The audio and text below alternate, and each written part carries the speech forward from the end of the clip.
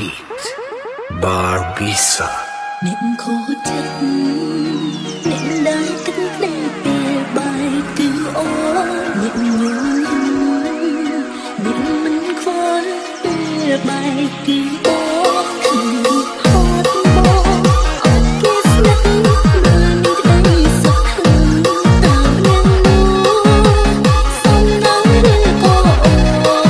ផុតទុកនេះក្តីសុខអូនណាតែនៅក្បែរមនុស្សស្រីម្នាក់ទើបតែបាយគ្នាពីអូនសូម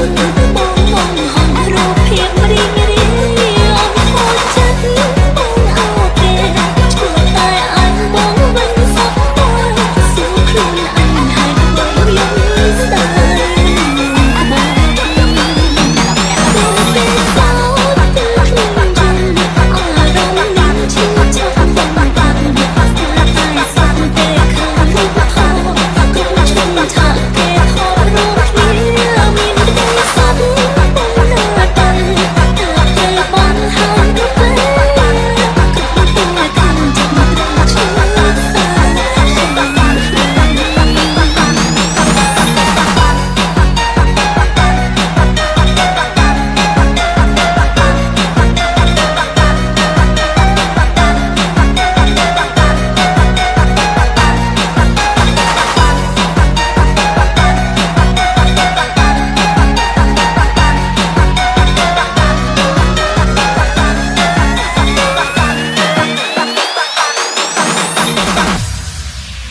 ខ្ញុំកូនស្រីបាទបងពូឯងអ្នកម្ចាស់ឡានមកនេះអ៊ំកូនស្រីបាទបងសម្រួលគ្នាមែនមកនេះមកទីនេះអ៊ំកូនស្រីបាទបងសម្រួលគ្នាមែនមកនេះមកទីនេះអ៊ំកូនស្រីបាទបងសម្រួលគ្នាមែនមកនេះមកទីនេះអ៊ំកូនស្រីបាទបងសម្រួលគ្នាមែនមកនេះមកទីនេះ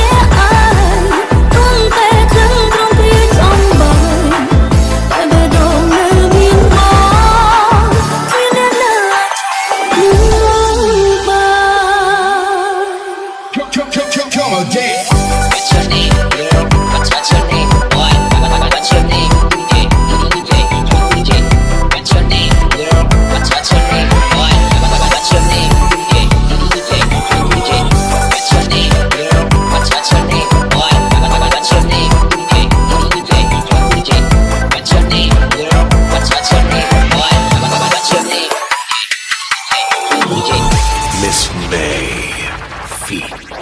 Nira